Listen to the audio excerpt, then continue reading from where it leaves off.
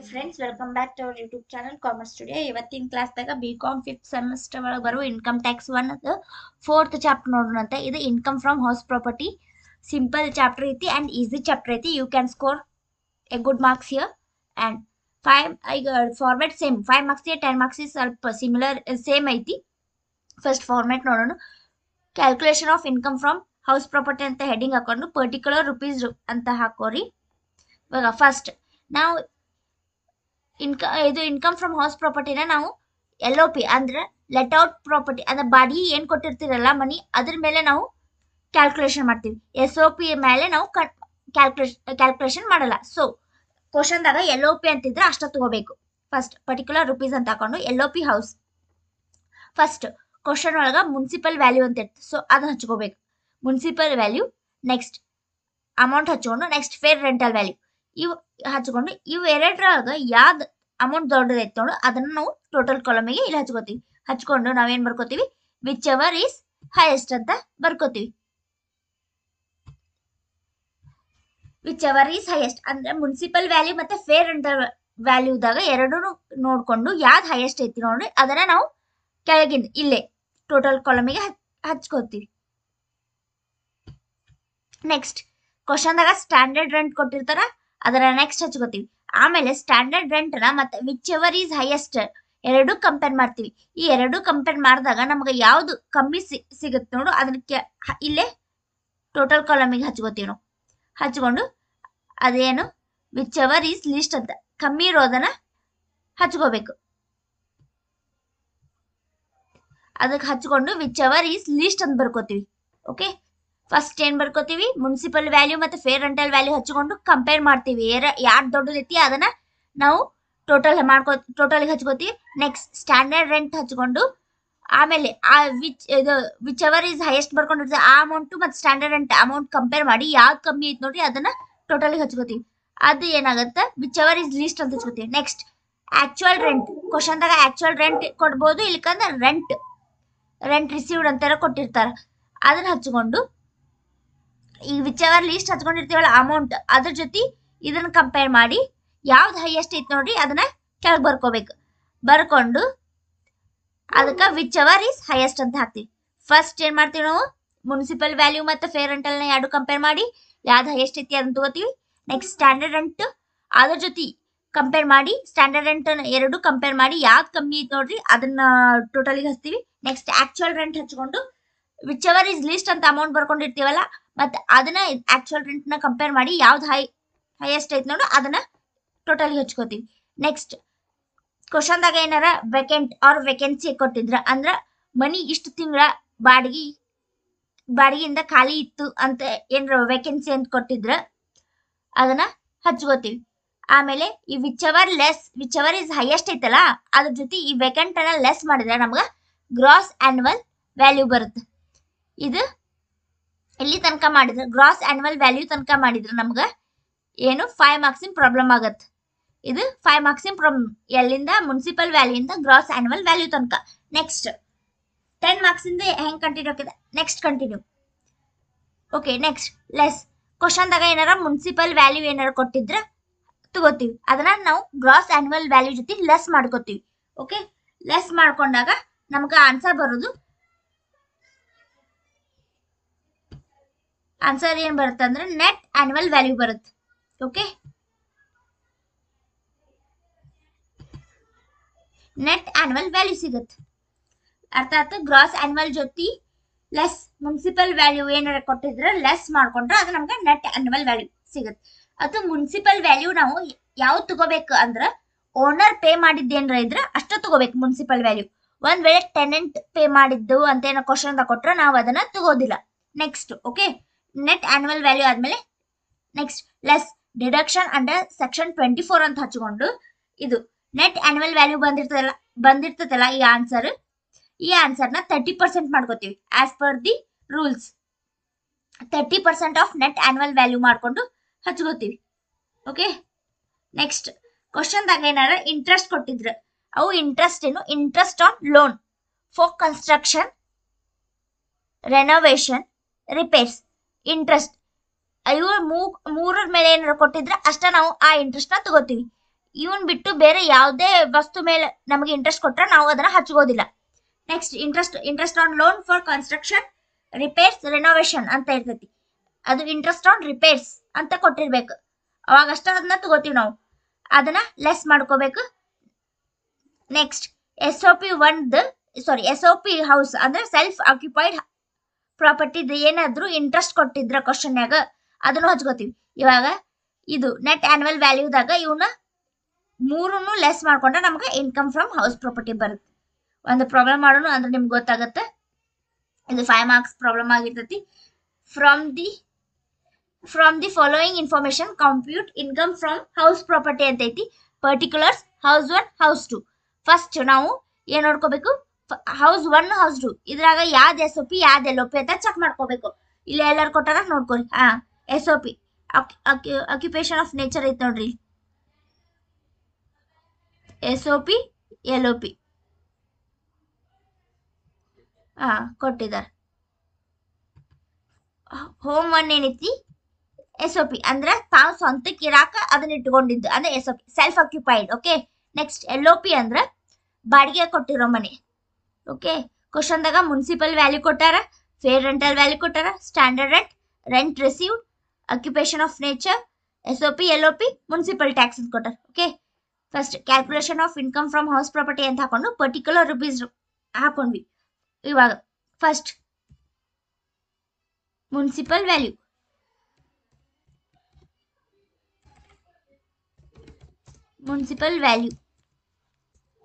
ಎಷ್ಟೈತಿ ನಾವು ಇಲ್ಲೇ ಹೌಸ್ 2 ದಷ್ಟ ತಗೋತೀವಿ. House 2 LOP. ಓಕೆ,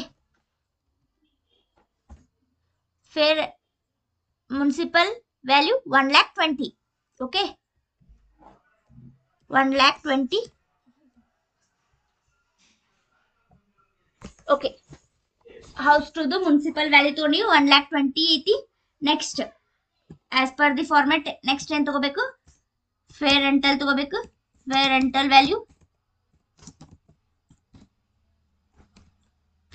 ವ್ಯಾಲ್ಯೂ ಎಷ್ಟೈತಿ, house 2 1,50,000.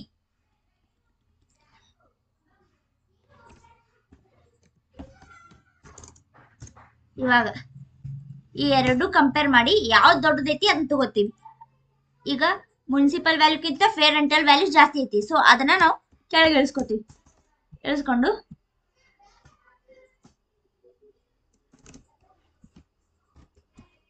whichever is highest. Okay, next standard rent ತಗೋತೀವಿ. ಸ್ಟ್ಯಾಂಡರ್ಡ್ ರೆಂಟ್ ಎಷ್ಟು ಕೊಟ್ಟಾರ, ಹೌಸ್ 2 ಸ್ಟ್ಯಾಂಡರ್ಡ್ ರೆಂಟ್ 1,80,000 ಐತಿ. ಅದನ್ನ ಹಚ್ಕೋತೀವಿ. 1,80,000 ಮಾಡ್ಕೊಂಡು ಇವಾಗ 1,50,000 ಮತ್ತೆ 1,80,000 ಇವೆರಡು ನಡು ಕಂಪೇರ್ ಮಾಡಿ ಯಾವ್ದು ಸಣ್ಣದೈತಿ ಅದನ್ನ ಹಚ್ಕೋತೀವಿ ನಾವು. ಈಗ 1,50,000 1,80,000 1,50,000 ಕಮ್ಮಿ ಐತಿ, ಸೊ ಅದನ್ನ ನಾವು ಕೆಳಗೆ ಇಳಿಸ್ಕೋತೀವಿ. ಆಮೇಲೆ ಅದಕ್ಕೆ whichever is least ಅಂತ ಹಚ್ಕೋತೀವಿ. Okay, next actual rent or rent received 2,40,000. ಒಮ್ಮೊಮ್ಮೆ ಅವ್ರು ಮಂತ್ಲಿನೂ ಕೊಟ್ಟಿರ್ತಾರ, ಅವಾಗ ನಾವು ಇಂಟು 12 ಮಾಡ್ಕೊಂಡು ಹಚ್ಕೋತೀವಿ. 2,40,000. ಇವಾಗ 1,50,000 2,40,000 ಇವೆರಡು ನಡು ಕಂಪೇರ್ ಮಾಡಿ ಯಾವ್ದು ದೊಡ್ಡದೈತಿ ಅಂತ ತಗೋತೀವಿ. ನೆಕ್ಸ್ಟ್ 2,40,000 ದೊಡ್ಡದೈತಿ, ಸೊ ಅದನ್ನ ನಾವು ಕೆಳಗೆ ಇಳಿಸ್ಕೋತೀವಿ. ಇಳಿಸ್ಕೊಂಡು whichever is highest ಅಂತ ಬರ್ಕೋತೀವಿ.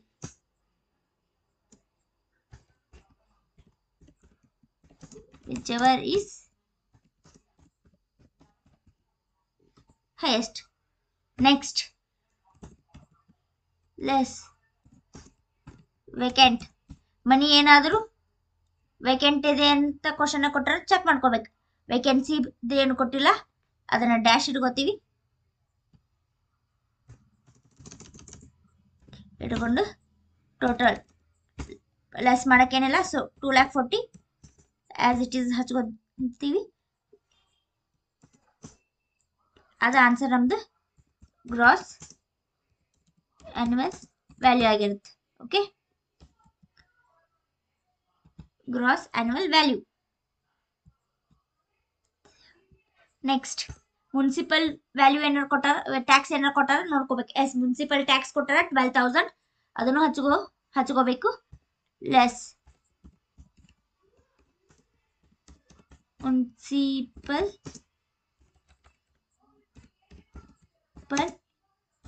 ಟ್ಯಾಕ್ಸ್ 12,000.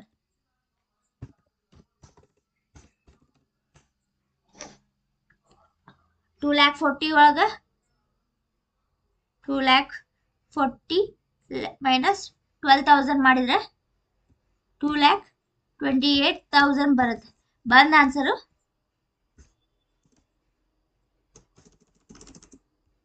ನೆಟ್ ಆನ್ಯುವಲ್ ವ್ಯಾಲ್ಯೂ ಆಗಿರುತ್ತೆ. Okay, next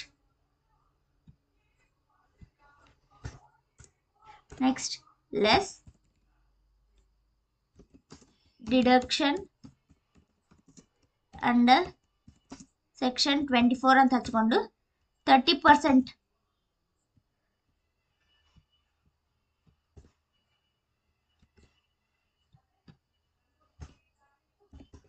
30% of net annual value into 2,28,000 ಬಂದ ಆನ್ಸರ್ದ 30% ಮಾಡ್ಕೊಂಡ್ರೆ 68,400 ಬರುತ್ತೆ. ಇವಾಗ ಇವೆ ಇಂಟ್ರೆಸ್ಟ್ ಏನು ಕೊಟ್ಟಿಲ್ಲ. ಸೊ 2,28,000ದಾಗ ಈ 68,400 ಲೆಸ್ ಮಾಡಿದ್ರೆ 1,59,600. ಇದು ಇನ್ಕಮ್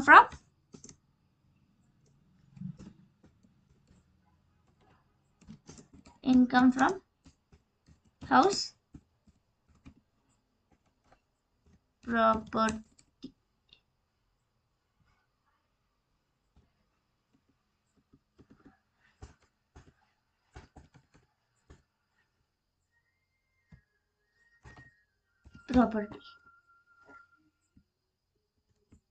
ಇನ್ನೊಂದು 5 marks ಪ್ರಾಬ್ಲಮ್ ನೋಡೋಣಂತ. ಹೌಸ್ ಪ್ರಾಪರ್ಟಿ ಮೇಲೆ mister Megaraj is the owner of the 2 houses. The following particulars of the house properties for the previous year 2018-19. Particulars: house 1, house 2. ಎರಡು house ಕೊಟ್ಟಾರ. Next, year of construction 2012 and 2014. Next municipal value ಕೊಟ್ಟಾರ ಎರಡು ಹೌಸಿಂದು. Municipal value ಕೊಟ್ಟಾರ, tax ಕೊಟ್ಟಾರ. Next interest on loan taken for construction ತಗೋತೀವಿ ನಾವು ಇದನ್ನ. ಆಮೇಲೆ ರಿಪೇರ್ಸ್ ಕೊಟ್ರೆ ನಾವು ತಗೊಂಗಿಲ್ಲ. ಇಂಟ್ರೆಸ್ಟ್ ಆನ್ ರಿಪೇರ್ಸ್ ಅಂತ ಕೊಟ್ಟರಷ್ಟ ನಾವು ತಗೋತೀವಿ. Next nature of occupation, LOP first house LOP ಐತಿ, ಸೆಕೆಂಡ್ ಹೌಸ್ LOP ಐತಿ. ನಾವು ಈ ಪ್ರಾಬ್ಲಮ್ನ LOP ಮೇಲೆ ಬಿಡಿಸ್ತೀವಿ. ಸೊ ನಾವು ಹೌಸ್ 1 ಅಷ್ಟ ಕ್ಯಾಲ್ಕುಲೇಟ್ ಮಾಡಕ್ ತಗೋತೀವಿ. Compute his income from house property for the previous year 2019-20 ಅಂತ ಐತಿ. ಫಸ್ಟ್ ನಾವೇನ್ ಮಾಡ್ಕೋಬೇಕು, calculation of income from house property ಅಂತ ಹೆಡ್ಡಿಂಗ್ ಹಾಕೊಂಡು 2 ಕಾಲಮ್ ಹಾಕೋತೀವಿ. Particular rupees. ಓಕೆ, ನಾವು LOP ಯಾವ್ದೈತಿ ಅದ್ರ ಮೇಲೆ ನಾವು ಪ್ರಾಬ್ಲಮ್ ಬಿಡಿಸ್ತೀವಿ. ಹೌಸ್ ಒನ್ LOP ಐತಿ. So house 1 first municipal value ತಗೋತೀವಿ.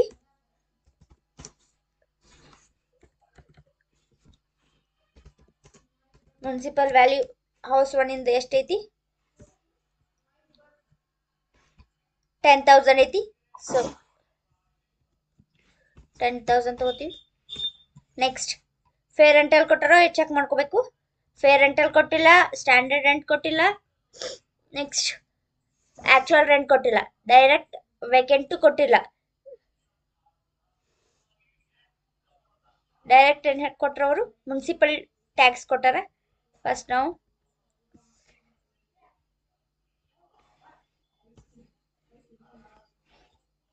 ಕೆಳಗ ಲೆಸ್ ಮಾಡ್ಕೊಂಡ್ರೆ ವೇಕೆಂಟ್ ಇಲ್ಲ. ಸೊ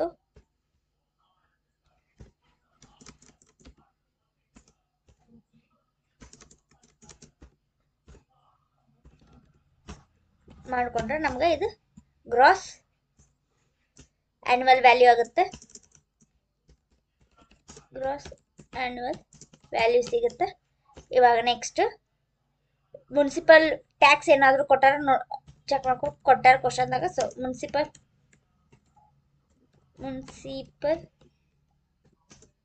ಟ್ಯಾಕ್ಸ್ ಕೊಟ್ಟಾರ ನೋಡ್ಕೋಬೇಕು. ಎಸ್ ಮುನ್ಸಿಪಲ್ ಟ್ಯಾಕ್ಸ್ ಕೊಟ್ಟರೆ 1000. ಈಗ 10,000ಗೆ 1000 ಲೆಸ್ ಮಾಡಿದರೆ 9,000 ಸಿಗುತ್ತೆ ಆನ್ಸರ್. ಬಂದ ಆನ್ಸರ್ ನಮ್ಮದು ನೆಟ್ ಆ್ಯನ್ಯುವಲ್ ವ್ಯಾಲ್ಯೂ ಆಗುತ್ತೆ. Okay next less. ಈಗ ಸೆಕ್ಷನ್ ಹಾಕ್ತೀವಿ.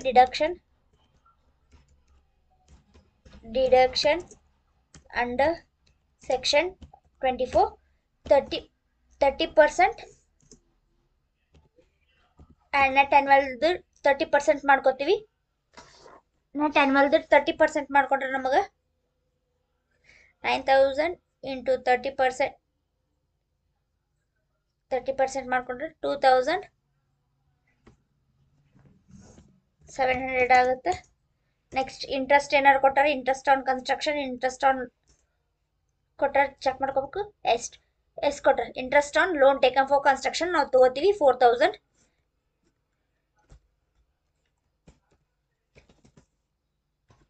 ಇಂಟ್ರೆಸ್ಟ್ ಕೊಟ್ಟಾರೆ.